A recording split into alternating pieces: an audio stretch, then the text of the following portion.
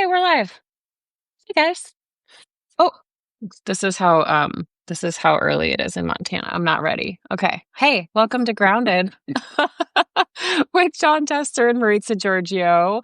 We are starting things off early if you are in Mountain Time Zone or on the Pacific Coast because, John Tester's got to get out and farm. But we want to welcome our friend Ryan Busse here to the conversation. We just figured we'd just get going right out of the gate. Ryan, of course, ran for governor of Montana in the last cycle. And before that, he was a firearms executive who would I call you a whistleblower, Ryan? I feel like I would call you a whistleblower. I don't know about that. I just told the story of my life. So I guess I'm a storyteller. Just, Okay. told, there's some concerning things in the world, and thought I had to step up. I want to start by saying, um, for anybody who's ever grown up on a farm and ranch, which I did, this is not early. This is late. So, Right. I know Yeah, he's mad. He's probably mad right now. I know. Right. So Tess, you're acting like it's early, but Tessa's like, gee, many Christmas. I should have been on the track for 3 hours already. Yeah, half a day's already gone. We're Yeah. burning daylight, man. He'll literally call me and say, "Are you out of bed yet? Are you out of bed yet?" And most of the time the answer is no. I mean, it's not everybody that gets to keep the journalist hours, right? So, I mean, it's not like banker's hours. Yeah, right. It's just such a glamorous lifestyle, and we Mhm. get plenty of rest, and we're not constantly burned out or No, riddled with anxiety. Yeah. So You- I just want to add to this conversation by saying that we both got laid off, but I work. She goes to Greece and she goes to Disneyland like every other week. So the journalist thing ain't a bad gig. I'm just telling you. It's. Listen, just because I'm irresponsible doesn't mean I have it yeah, good. I'm just irresponsible. yeah. That journalist thing looks glorious here the last few months. It looks positively amazing. Um, Oh, I hope I don't find you on a travel list to El Salvador, Marisa. I kind of hope that too, actually. Yeah, I'm really pulling for that. So, yeah, does everyone have their coffee? You guys have your coffee? It's a coffee chat. Yeah, we're Come good. on, Tester. All right, all right. Yeah. So we usually go through headlines before our guest joins us, Ryan. Mm. But I just thought we would just go live and kind of shoot the shit together over our coffee and Yeah. welcome our friends here who are joining us to weigh in. If you have any comments or questions, we'll just go through it. So I want to talk a little bit about Texas first because the New York Times came out with this piece this weekend. They reviewed documents that showed almost 2/3 of calls into FEMA's disaster line went totally unanswered right in the middle of that horrific flooding in central Texas.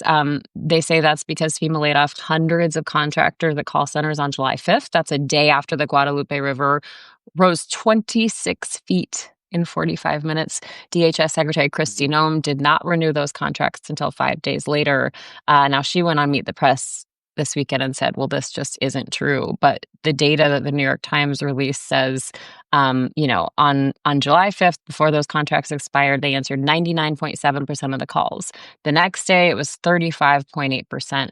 The next day, 15.9%. Yeah, Yeah, well, wouldn't that's it what have been happens. nice to have a senator back there that could have put the hammer on this gutting of expertise? Gee, Christmas. Yeah, it's pretty bad. So, interesting enough, yesterday, a couple of friends of my son came up. They live in Texas, and they were talking. They're about an hour away from where it flooded, and they were talking about the fact that it was a record amount of rain, and it has been, and there's been a lot of deaths in Texas this spring because of climate events, uh, and I would just tell you this: you cannot lay off people like has been done in this administration and expect calls to get answered. You can't. And as far as Kristi Noem goes, I watched Kristi Noem stand there as ICE put a United States senator on the floor in California about a month ago. So her credibility isn't exactly at the top of the list. And for her to say that the numbers aren't right, prove it. Prove it. Prove those numbers aren't right. Because the truth is that, it was an extreme climate event. And when people don't know that it's happening or don't know the extent of what is happening, people end up dying. And that's what this is about, really. Um, The Weather Service does an incredible job predicting weather, which is amazingly tough to do, but they do an amazing job. But if that information does not get in the hands of the people who need it, then this is what happens. And by the way, this isn't the last climate event that's going to happen this summer. You can bet your bottom dollar that this is going to be happening several more times moving forward, because that's just the way the climate is these days. You see, hell, we saw 90-degree temperatures in May. When's the last time we saw that in Montana? Never. It's crazy. And so you just see all this crazy shit going on when it comes to the weather. And if people don't know, they might say, there's a big rain coming, but the extent of the event, with rivers rising as quickly as they rose. And look, it's true. It was an event that probably never happened before, but events that never happened before happen every damn week. And so, to get rid of people that are there to answer the call, to let people know what's going on when they're in crisis, is really important. And Kristi Noem needs to prove the fact that those calls weren't answered. Prove it. Show us the logs that they were answered. Yeah, this is look, as Senator Tester said, you don't have to be a nuclear scientist to know we're going to have a higher need for expertise, a higher need for good governance, a higher need for forecasting, a higher need for FEMA response, not lower. And not only do we have storm impacts slamming, various regions of the country, within a day or so, we just had friends visiting from North Carolina here last night because in Montana, Senator Tester probably knows this. We have a couple of seasons. You got 9 months of winter and 3 months of company, right? So we're having about 3 months of company right now. And within 24 hours of that disaster striking Texas, almost the same thing was striking North Carolina again. And so these 100-year events are now 10-year events and 5-year events. And we can't, as a country, expect to have decent responses and warnings when we have elected a government who wants to literally gut expertise. I mean, the head of FEMA, after he was appointed, said something like, I didn't even know we had, hurricane warning system or whatever. Like, the guy had literally zero expertise to run FEMA. And it's sad, I floated the Guadalupe River. It's a beautiful little river when it's little. It's sad to have people die needlessly in the country. Well, then we had this weekend, as long as we're not talking about disasters, wildfire destroyed dozens of buildings, including the historic lodge on the Grand Canyon's North Rim. And officials have already closed that area of the Grand Canyon for the rest of the season. You talk about like unprecedented events happening every week. Well, we are seeing that. We're going to have more of them. We have another. Meanwhile, we have another wildfire-induced smoke season in Canada. The smoke's pouring over into Minnesota. I don't know if you saw a Republican member of the House Representatives from Minnesota is now calling for an investigation into Canada for pumping wildfire smoke into the U.S. up there. Instead of properly funding climate response, climate change mitigation, FEMA, like we're now literally, like the old song, Blame Canada. Are you serious? It's crazy talk. Yeah, it's I did not see that, Congressman. I did not either. Yeah. Jesus, caramba. Yeah, he's calling for an investigation into Canada's forest management practices because they're piping wildfire smoke into Minnesota, and he doesn't like it on his lake weekends. Oh, man. Well, this is the story that won't die, even if the president would like it to. So let's get into the Epstein stuff. You guys up for this? You ready to get into Epstein? Look, it's ugly, slimy stuff. But for those of us who have read MAGA tweets and truths, I think Trump is all but telling you he's on the Epstein list. Like, get over it. Don't look at it, but he's on there. Well, let's go over kind of what happened this weekend. I mean, it's been just a huge back and forth, and there's a lot to kind of follow along with. So last week, the DOJ said no client lists for Jeffrey Epstein exists, and they also said that they have proof he committed suicide. He wasn't murdered, and that goes against a lot of the theories. I've seen conspiracy theories from both sides of the aisle on this. Nancy says, as said, where there's smoke, there's fire. Yeah, there's something there, Nancy. So Epstein died in prison in 2019. So conspiracy theories have surrounded this for years, like I said, on both sides of the aisle. AG Pam Bondi said earlier this year the client list was on her desk, ready to be reviewed. She said that on I think it was Fox News. So now the administration says, oh, no, does not exist. Trump lashed out at reporters last week when they asked about it. And then on social media this weekend, he's trying to dismiss it. He's trying to turn the attention on his political enemies instead. He's playing the hits here. Many of his supporters online are turning on him. His base is not happy. NBC reports that Deputy Director of the FBI, Dan Bongino, is considering resigning over this. Other outlets report that FBI Director Kash Patel is furious. He's denying resignation rumors. He came out in defense of the president yesterday or 2 days ago. But he's calling out these conspiracy theories, saying, they're just conspiracy theories. They're not real. Yes, really, he said that. And in the middle of it all, Trump resurrected his attacks on comedian Rosie O'Donnell, saying she's a threat. He's saying he's considering taking away her U.S. citizenship. So fact check, he can't do that. We see people like Mike Flynn turning on him over this. So where do we start? Where should we start unpacking this whole thing? Tester, I'll let you go first. I think we got to start with Elon Musk. He kind of let the cat out of the bag, I forgot about that part. Yeah, that the president was on the list. He obviously saw it while he was in the middle of Doge, in the middle of the White House, doing the work that the president had instructed him to do, getting rid of some of the people that we just talked about to deal with issues around disasters, and he let it out. I think Pam Bondi talked about that. She had the list on her desk. She had the list on her desk. That's exactly right. And they ought to release the list. They ought to just release the list and let people know what's going on with the people that are on it. I'm sure there's people on both sides of the aisle on that list. So what the hell? Release it. Both sides are incriminated. People pretty much hate Republicans and Democrats right now. So release the list and let's see what's on it. And let's dig down and find out what really happened to Jeffrey Epstein. I mean, truthfully, let's find out. Let's open the books. I mean, the first thing that Trump did when he got in office is he opened the JFK files.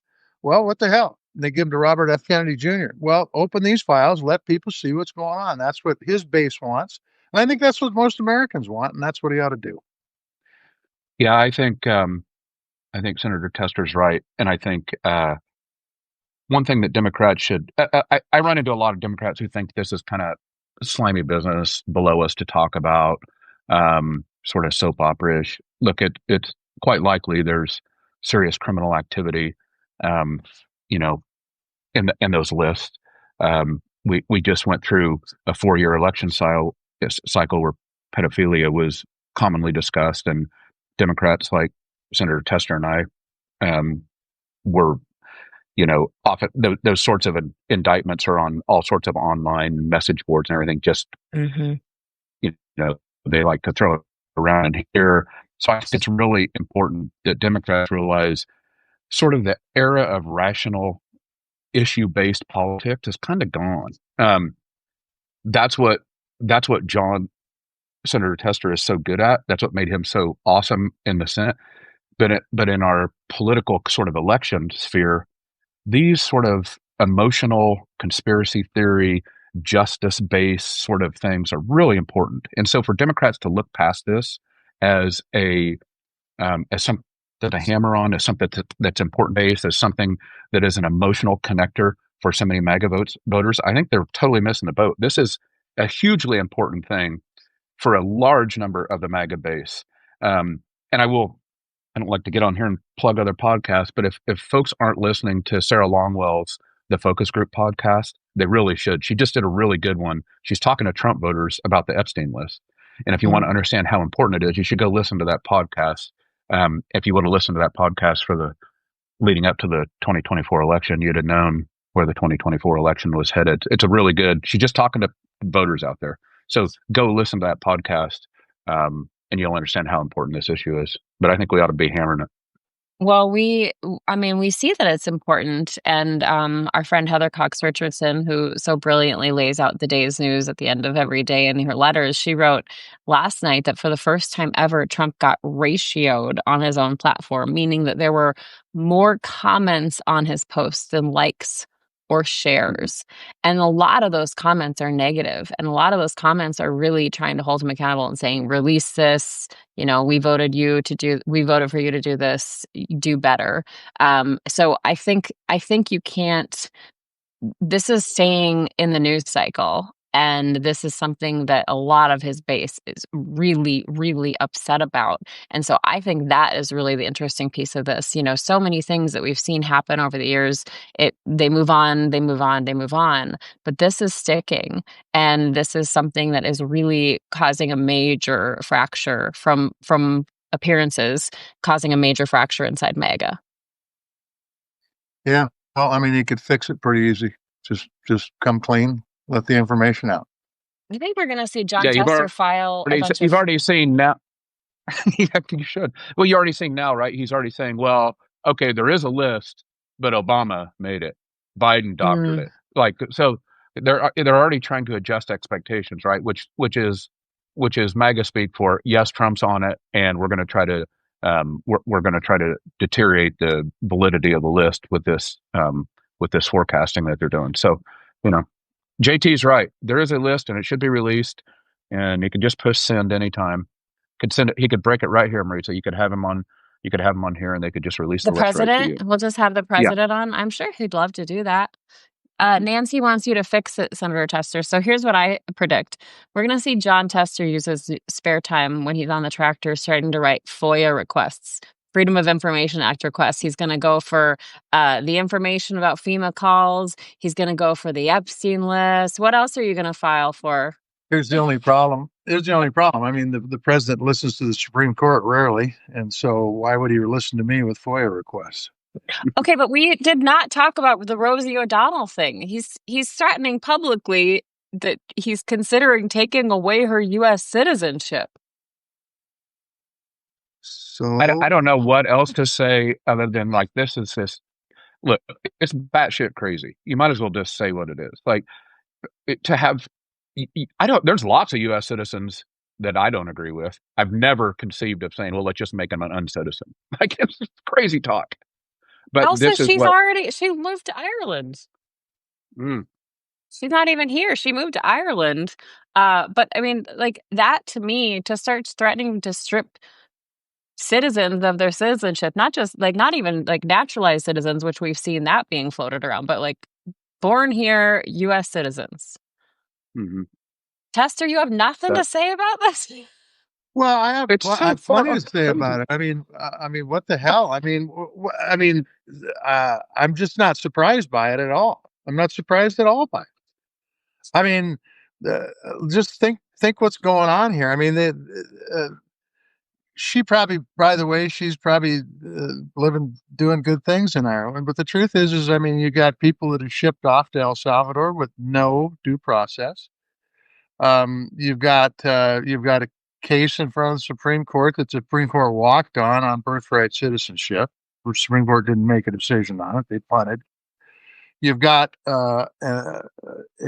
people within the administration that are being fired if they don't agree 100% with Donald Trump's views on stuff. This shouldn't be surprising. This shouldn't be surprising. I mean, it really isn't. Is it right? Hell no, it's not right. Does it go against our Constitution? Yeah, absolutely. But I mean, what can I say? I mean, what can I say other than it's just not surprising. So I haven't talked to Senator Tester about this, so I don't mean to impose my views on immigration on him, and he's free to correct any of this if he wants to. But I think that as a country, immigration and immigration policy is important, and I do think the Biden administration fumbled this badly, and I think a lot of the situation we're in is a weird sort of responsibility of the Biden administration fumbling immigration policy for 4 years. That being said, if you want to fix immigration policy, there's a way to do it without instituting terror and immorality in this country. You could have an e-verify system that quickly helped remove, um, uh, uh, undocumented citizens if that's what the country wants to do in a legal, sane, moral way without running mask agents. Mask agents. I'm sorry if a mask agent comes up to me and I don't know who they are. I mean, they better be well armed. Is all I can say. Like, this is terror they're trying to do, versus responsible immigration policy. And Trump barking about removing some U.S. citizenship is just a further extension of that terror. It's not a responsible way to institute immigration policy. If that Again, if that's what the country voted for, and I think it's hard to debate that the country did vote for that. There's a way to do it morally and ethically, and that's not what we're doing. Yeah, by the way, I agree with that 100%, Ryan. The only thing I would add to that is the fact that about 8 months before the election, there was a bipartisan bill on the floor of the Senate that would have helped fix this problem. And it was a Biden problem, but it would have helped fix this problem. And remember, Trump came in and said, "Hey, you guys all vote against this because I want to use this as a political issue." Yeah. Well, now it's beyond a political issue. Now they're going in. It's not criminals they're taking out. They're taking out everybody. And you're right. They're just instituting folks as well. Terror is a good reason, or good word for it. I mean, people are worried. They're running. Hell, a guy got killed last week because he ran off the roof of a building. I mean, this is crazy. There is a humane way to do this. And by the way, the right thing to do is get rid of the criminals, but they went far beyond that. They went far beyond the people who are a public threat, far beyond it. And by the way, you're going to see in states like Montana, and you'll already heard about it in Florida, where people are not going to come to this country because they're afraid to come to this country now. So our recreation economy from foreign countries, and by the way, how you build economy is bringing in outside money. So this is great money for building economy, isn't going to be showing up. I think it's worth mentioning too, it's easy to put blame on one president, but this is an issue that's plagued presidents for decades. I mean, how to handle this. It has, and there was a solution. And the truth is, the administration did not do a very good job because of groups out there, which I've never been able to figure out who the hell they are, that thought that this was a good policy to have an open border. It's bullshit. Yeah, I think. Look, I'm somebody who believes that Democrats getting their shit together and winning elections is really important because I really don't want to live in an autocratic country that strips our government apart, ruins our economy and our environment and everything else. So I say this in the spirit of Democrats getting their shit together here. Donald Trump came down that escalator, and the first thing he did was barked about Mexican rapists, right? So he ran originally on immigration. Immigration got him elected. Then immigration eventually got him reelected. But in the meantime, as Senator Tester notes, we had a Democratic administration that listened to, air quotes here, the groups who told them that the most liberal immigration policy, just like sort of taking their eye off the ball on immigration policy, was a good move. And it wasn't. And it probably led to Donald Trump 2.0. And that's a sad outcome for our country. And so I think it's important that we espouse good, solid policy, and at the same time we have to call out this terrorizing that's going on. There's nothing American about what they're doing with mask agents roving the streets and running people off roofs. So let's talk a little bit more about that. A lot happening over the last week on this issue. And we saw over the weekend a group of bipartisan lawmakers visiting Alligator Alcatraz. That's that detention facility for immigrants in Florida. So Representative Debbie Wasserman Schultz said she saw vile conditions. She described inhumane treatment. Humans are being abused, she said. Then a Republican state senator described it as well-run, clean, safe. Important to note, journalists were not allowed on the tour. And then DHS Secretary Kristi Noem says she's talking with 5 other Republican governors about modeling other facilities on this one in Florida. So saying they're looking at opening more in 5 other states right now. I think you better be ready. Senator Tester can comment on this, but the big bullshit bill that was just passed has funding for ICE in there that usurps almost all military budgets of almost all nations on this earth. So if you think Alligator Alcatraz is bad, you better get ready for that times about 200, because that's what's in this budget. Yeah, I'll go back to what I've said on damn near every podcast, if not every podcast, multiple Congress needs to step up, and Congress needs to make some determinations here. I will bet you, and I would love to have somebody show me how the money got to El Salvador for that prison. I bet you Congress never have their fingerprints on that at all, and they should have. And I think Congress needs to have their fingerprints on this. If they're building prisons or they're contracting with private prisons, I don't care either one. Congress needs to have a say in that, and Congress has not. And we saw in the big beautiful bill, we saw Tillis. He just couldn't take it anymore.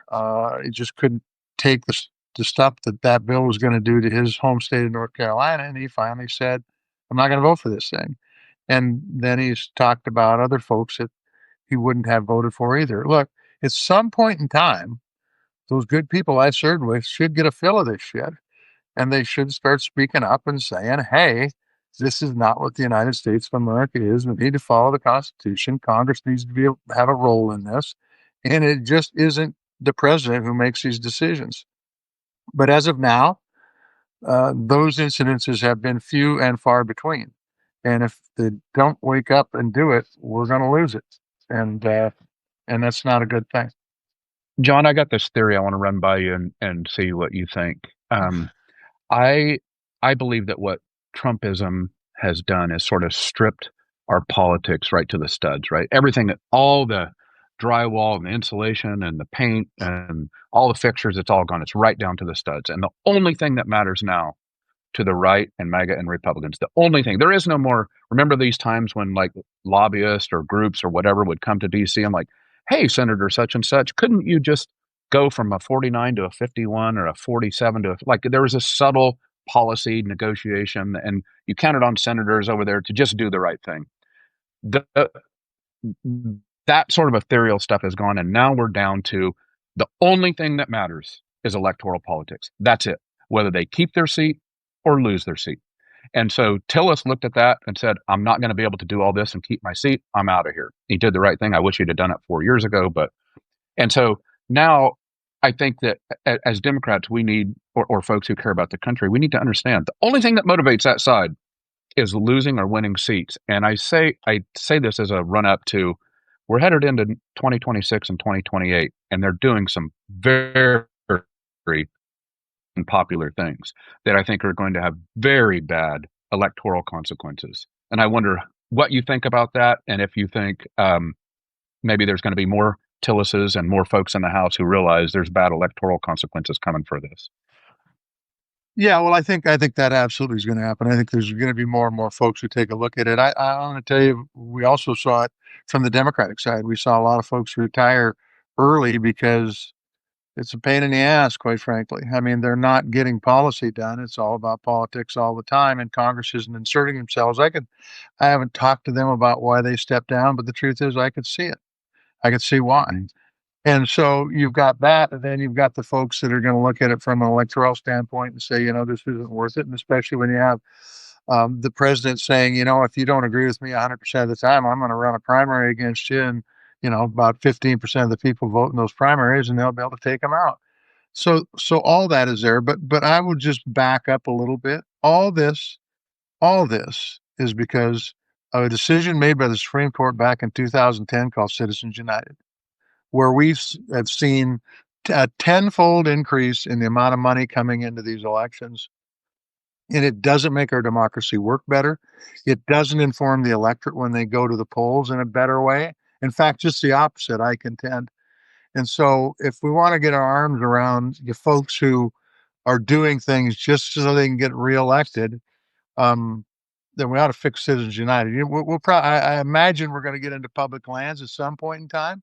All that's happening. All that privatization of public lands effort that's out there is to give their donors a scratch on the back because they put millions of dollars into these campaigns. And that's why that issue isn't going to go away. But we'll talk about that later. But the fact of the matter is you're right. I think everything is based upon the next election, and it's not based upon compromise. It's not based upon getting together and finding common ground. It's based upon what you can do that's stupid that might get you elected. And that's a fact. Yeah.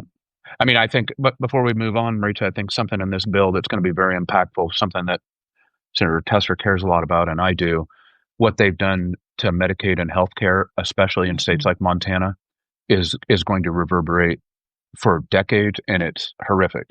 I mean, it's not.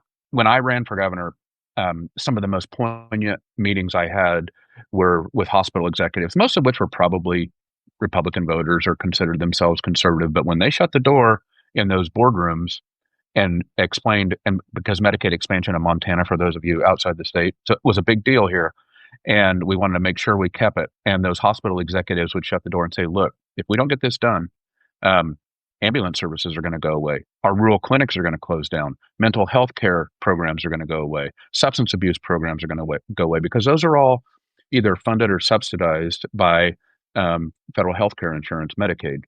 And in a state like Montana, we could lose 7, 8, 9, 10 rural clinics. People who are now driving 60 miles, 80 miles for service might be driving double that. You're not going to have emergency health services. And so what this big, beautiful bill did is essentially reverse Medicaid expansion that has happened in states like Montana. It's going to slowly gut healthcare funding for states like ours. And that's a scary, disastrous outcome that's headed our way. Zinke voted for it. Downing voted for it. Daines voted for it. Yep. And it ain't going to happen overnight. It's going to take a little time, and they're hoping people will forget. And that's the truth. Well, and it does, I mean, I actually have been working on an episode about this kind of more in depth about rural hospitals across the country, because I think there's a lot of confusion around what exactly this means and what we'll do, and the amount of money that rural hospitals inject into those communities and what it means for their economies. But also, I read kind of this infographic of what Medicaid is called in each state. And there are a lot of people on Medicaid that don't actually know they're on Medicaid because it's called something else in their state. Right. And Right. that again, like that, I put some blame on the journalists out there for not spelling this out more clearly in ways that people can understand. We need to be better at that. There is a Politico piece out today talking about lobbyists kind of gearing up to persuade lawmakers to rescind this because some of the worst effects don't take effect until a couple of years from now. I mean, we talked to Cory Booker about that, Senator, a little bit. Is there anything that can be done? What do you think? Do you think lobbyists can pressure lawmakers to rescind this? Congress needs to step up and do their job. Lobbyists are part of the equation, but they're not the most important part. Part of this equation is Congress. And I would just say this, the amount of money that is generated into the communities is huge, but it's bigger than that. It's about access to health care. Yeah, it's Those a moral thing. hospitals close, people will leave those communities because they've got to have access to health care, and it'll be another nail in the coffin of rural America. And for folks who represent rural America to vote for this bill, and by the way, Tillis understood it, and that's why he voted against it. But the truth is, for folks who represent rural America to vote for this bill and then walk around and say, "Oh, don't worry about it," I'm just going to say that's political malpractice, because the truth is that what they voted for in this bill is going to do draconian things to our healthcare system in rural America. It's going to hurt urban America too, by the way, but it's going to do some draconian things in rural America. And I think Ryan is right. We could easily lose 8 or 10 medical centers in this state. It could even be worse than that. And it's part of their project 2025. By the way, Yeah. It was written down. It's written on paper. This is what they're going to do. When we tried to warn some people during the campaign about it, they were in denial. But I don't think they're in denial anymore. Yeah, Marita, I want to tell you one story though about, like, I was in the Billings clinic during campaign, shut the door, wanted to talk about Medicaid expansion. They said, hey, and I wrote a Substack about this, but this is what's coming down the pike for the country and for Montana.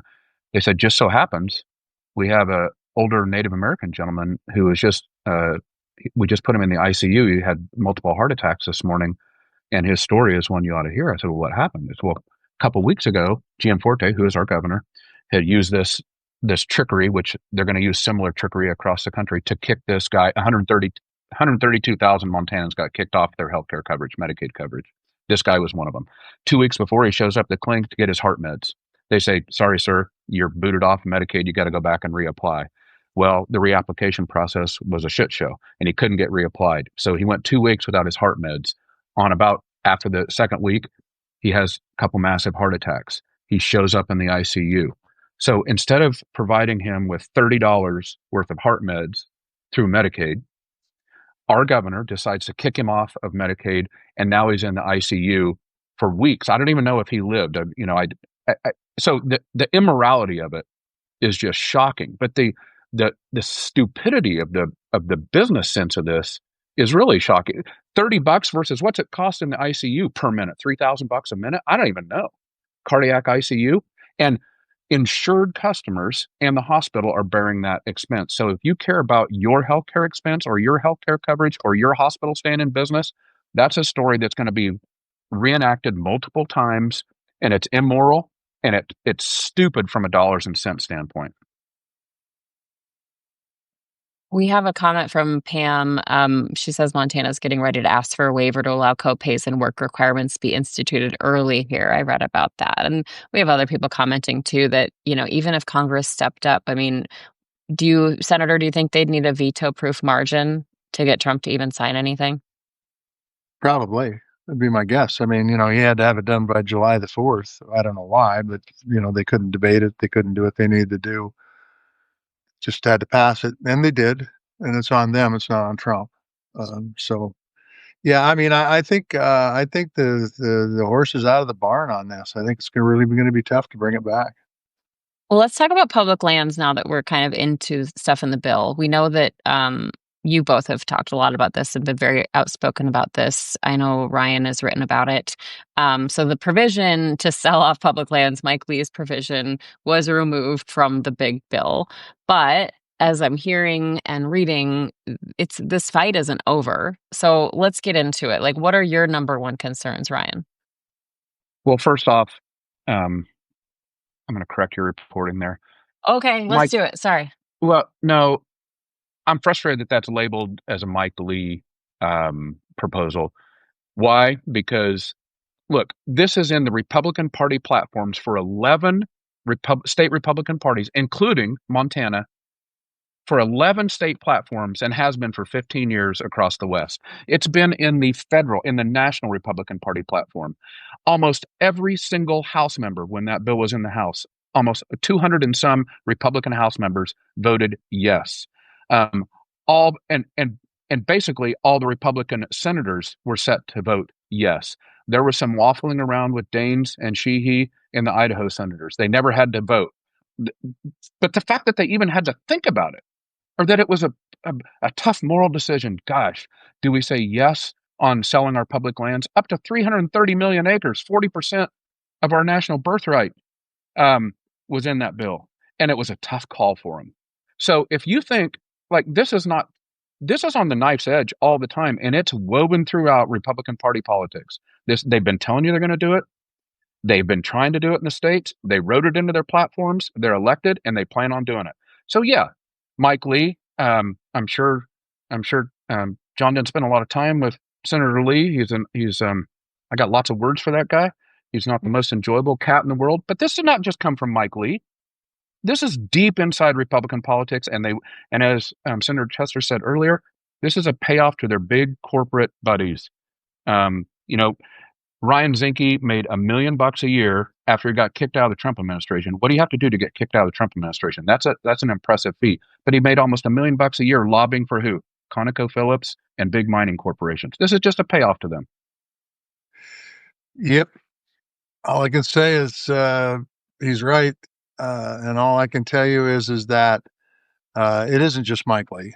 And in fact, the way it came out with the exemption for Montana, that was put in there because people thought that they'd get a free pass if that was put in there. Talking about Steve Daines in particular, okay?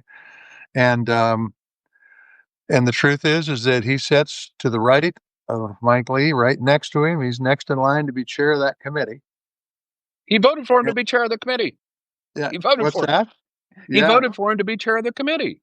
Yeah. Like people say, like, gosh, who's this Mike Lee guy? Where'd he come from? He's the one that you guys made the head of the Republican policy coalition. He's the one that you elected as the chair of the party or the chair of the committee. Remember that guy? They act like they're surprised by him. Yeah. And they should be. I mean, the truth is that's where it is. And the fact is that I have watched for 18 years what Ryan was just talking about, and this is part of what they want to do. They want to get rid of public lands. Now, I'm not saying all Republicans want that. There's a lot of good conservation Republicans out there that like go hunting and fishing that want those public lands because that's their access to some of the best fishing and hunting and hiking in the country. But the truth is, a lot of folks, especially folks who don't break their office doors, don't understand the value of public lands, and they don't understand the value of public lands when it comes to the environment either. So let's get rid of them. What the hell, Let's make let's make the West like the East, I guess. Although there's a lot of important public lands in east of the Mississippi too that are really important. So I think that this issue is going to be around for a while, and I think people need to pay attention, and I think they ought to ignore the fucking rhetoric that's coming out of a lot of these politicians' mouth that say, well, I really wasn't for selling these public lands. But the truth is they vote for everything that has to happen for them to be able to sell those public lands. Right. Exactly. That's Zinke voted for the budget rule to make it possible to calculate it for reconciliation, right? I mean, Daines has done nothing in his career except for weaken public lands management so that this is more possible. So this gibberish about them being not for selling public lands, their actions for the last 15 years have told you they've been ramping up to do this. And Burgum's going to try it through the Secretary of Interior. He's going to try to force it that way. They're going to take more and more and more runs at it. They do not like this idea that the American public, and when people say, well, the federal government shouldn't own land, the federal government doesn't own land. The people of the United States own the land. We entrust the federal government to manage it for us. We have done that. We have passed the laws. We have established the management agencies. We established national parks through our government. We own it. You own it. You're listening to us right now. You're a citizen. You're a single mom in Chicago. You're a farmer in Big Sandy, Montana. You're a executive in Houston, Texas. You own this land. Like it's a cool thing. So when we talk about American exceptionalism, I hear this phrase bantered around all the time. There's nothing more exceptional than the idea that we trust ourselves to own 640 million acres of land. No place else in the world does that. Literally, it's the definition of being exceptional. We are exceptional in that. We trust ourselves to do that. So when they want to, they're going to take another run at it. Lee is going to do it. Burgum's going to do it. Be ready. And there's all this word about keep public lands in public hands. I'm just about ready to launch a new logo. I say keep public lands out of Republican hands. That's my new logo. You have artwork for that already made? I'll have it to you. I'll have it to you this week. So one thing that went kind of, I think went underreported is that the feds took a step last week to open more than 2,600 square miles of lands in Montana and Wyoming to sell leases for coal mining. So that is larger than the state of Delaware. And in the big bill that we're talking about, while that one provision was stripped to sell off public lands, the royalty payments for companies that mine coal on public lands went down from 12.5% to 7%. So that money historically collected by the BLM, Bureau of Land Management, and then it's shared back with the states. So they lowered the amount of money coming back in from these existing leases. I mean, that's, these things are all related to this conversation that we were having about public lands. You first, Ryan. Well, I want to start by saying Senator Tester was a champion. I saw him multiple times keep his word on votes on kind of this subject and the periphery of this subject. When it wasn't always in his political best interest to do it, but it was in his moral best interest to do it. We have to have power as a country. We have to have power. We're sitting here right here on Substack on our phones. I know Tester's probably cussing at his phone this morning, couldn't get it to work, but it wouldn't have worked without power, right? We have to have power. So coal isn't just going away, but what they're doing in this bill, it's not just the subsidization of coal. It is yanking any support from all the renewables. And in the end, there's a few big mining and coal executives are going to get richer, and the country is going to get much poorer. Your energy rates are set to skyrocket because the most economically feasible ways to generate energy now, solar and wind, are being yanked by this bill. And so it's, to me, this is kind of like somebody back in the day saying, yeah, I know we got those light bulbs, but I want to keep the candle factories open. I mean, Yep. it's silly talk. Yeah, no, I mean, I agree 100%. And the other thing I'll tell you, to drop the royalties doesn't make any sense. It's going to put more pressure on state budgets, just like the Medicaid stuff's going to put more pressure on state budgets. So we didn't talk about that, by the way. They'll blame the states for the hospitals closing. They won't blame themselves when in fact they're the ones that are responsible for it. But and the truth is that I'll bet you that our power rates don't drop by 5.5% because of that reduction in royalty. I'll bet you money on that. Oh, I mean, the hell truth no. is this is all crazy, and Ryan is exactly right. While you take away everything on the non-carbon based fuel and put everything into the carbon-based fuel era, and we've got to have juice. I mean, I use a lot of diesel, and you're right. When I turn the lights on, it's fired by coal. But to do this makes no sense other than just like selling the public lands, it's just giving a scratch to the people who put them in office. And it's not about the people. It's not about the folks that are working hard every day to make sure that they are able to pay their bills. This is about making sure that the big money folks get even more money. And that, by the way, is contrary to everything that Trump says, but that's what he does on every issue. Says, you know what, I'm going to do this, and then does the opposite. And it's the same thing here. Okay, two more things. I know Tester's chomping at Yep. the bit to get out of the Billionaires are traffic. profiting for this. So Ryan, I just want to ask you, I mean, you were a firearms exec. We saw a couple firearms provisions stripped by the parliamentarian from that bill. We saw some others go forward. But when you're looking at kind of, we know this flood the zone tactic. We know we're talking today about immigration and tariffs and the bill and all of that. But what are you watching for in the realm of firearms going forward under this administration? So I think that, and I've been concerned about this for a while. And full disclosure, I spent 25 years in the firearms industry. I'm a gun guy. I hunt and shoot and target shoot with my boys every chance I get. I own lots of guns and don't really know how many I own, and that pisses my wife off because she says that makes me sound like a redneck. And I guess sometimes I kind of am a redneck. But I'm very concerned about the ways in which firearms and firearms marketing are used to radicalize our political sphere. And I don't think any responsible gun owner is okay with many of the things that are going on. I'm one who wants to protect my Second Amendment rights, and I think that means we need to be responsible. So this idea that we're going to take, like, there are people now inside the Trump administration who don't think that anybody should have to undergo a background check ever for any gun purchase. That's very dangerous. That's not something that real gun people want, because we understand that we need to protect our rights and that we have to live in a civil society. I don't really want to live in a society that looks like January 6th. I don't. And so I think I'm really concerned about the ways firearms marketing and sort of the irresponsible chatter that's happening is going on. I'm worried about that. Okay, my last question for you both is really a lot to do with Senator Tester here. Senate is they're expected to take up a vote on the rescissions package, which basically just means they would codify more than $9 billion in those DOGE cuts, including foreign aid, cuts to NPR, PBS. Now, Trump has publicly threatened Republicans who might oppose this. The Senate has until the 18th, so just a couple of days to vote here, to vote on this package, which basically would just claw back that money that Congress already authorized. What's going to happen, Senator? Yeah, well, it's probably going to pass. But here's the deal. I'm sure that some of that money should be clawed back.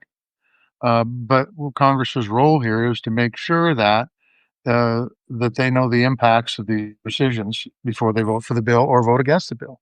And I've never been somebody that says, just because Congress appropriated the money, we shouldn't take a look at it and make sure it's being spent properly. And if it's not, then hold people accountable. And if it's not being spent, bring it back. That's not the issue here. The issue here is that it's a big rescissions package. We saw what Doge did. We've seen what happened in Texas with the people that have died because of floods.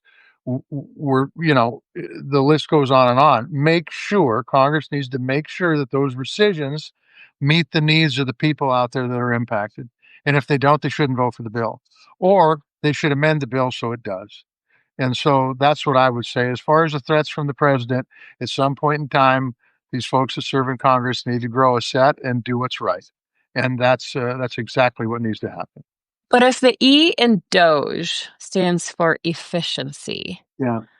how efficient is it for Congress to authorize spending and then go back and say, oh, maybe not?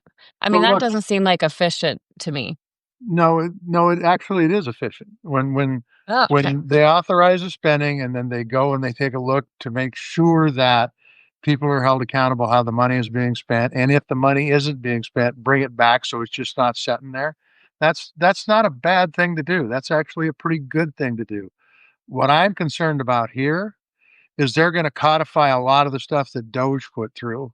And a lot of that stuff, you got rid of good people that do good things, that allow people to fly into places like Newark, New Jersey, that allow, people to, when they call up the weather service, to find out what's really going on as far as the potential weather threats.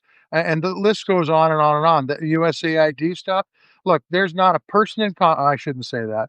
Most of the people in Congress understand that USAID gives this country incredible soft power. If you're cutting USAID, just remember, you better beef up your military because you're going to need more bullets and more bombs, because that's the kind of stuff where China's backfilling what we were doing and getting a lot of goodwill out of it. And then, a lot of our power comes from our allies. And we've seen this administration time and time and time again push away our allies and then replace them with nothing other than, we're going to put a tariff on you, or we're going to call you a bad person because you're a democracy, or whatever it might be.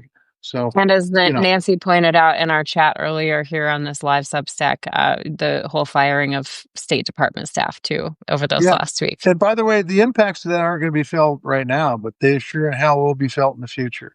And it's not going to be good. It's just not going to be good.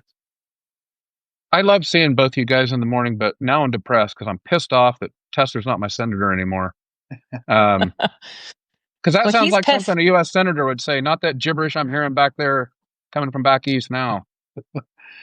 Yeah, well, it's it's the way it is. I mean, look, these guys, I think over time will get their feet, but Democrats haven't got their feet. Republicans don't either.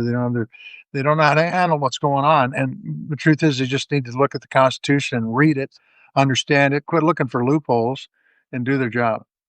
Well, Brian might be Amen to pissed that. off about that, but I know Tester's pissed off because he's not out on the field yet. So we're going to let him get there.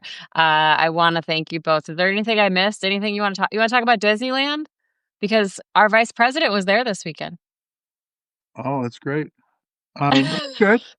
I got a couple of kids that I think are in Disney World right now. So, Oh, really? yeah, You didn't even tell me. yeah. Well, 50th birthday, you got to revert back to your childhood. So I that's it. support it. I Yeah. support it. All right. Well, we want to thank you, Ryan, for joining Yeah, us. good to see you guys. Yeah. And I just want to say thanks again, JT, for everything you did for the state. And get out there and get to work. You don't even have any grease on your hands yet. I don't know what you've been doing. Get out there. He even put out a nice shirt for you. Like that. He's really stepping up his game. Yeah, We didn't yeah, ask. he's I have to styling ask and him about his profiling hat out there. though. We can't leave before we ask John Tester about his hat because that's what we do here. So Is it Carol? Is that what it's it is? Carroll College. Yeah, Carroll College hat. I figured since I wore an M Sun hat, I figured we ought to do a Carroll hat. Listen, Yes, M-Sun is part of my legacy now. But Carroll College, hey, that's a good school. Right there in Helena, Montana. Yeah, Do you have a hat for every school in Montana? not all of them. I got about 4 of them. But my Oh. daughter graduated from Carroll, and it is a good school. All right. All right. Well, thanks so much to Ryan for joining us, our friends at Pearl Jam for letting us use their music. Thanks to all of you. We almost have 600 people here on the live feed. Thanks for joining us. We appreciate all of your support, and we will announce our next episode here coming up. We're working on a good one for you, so I hope we can announce that maybe later today. Good stuff. Right. Everybody have a good day. You too. Bye, Tally ho. guys. Bye-bye.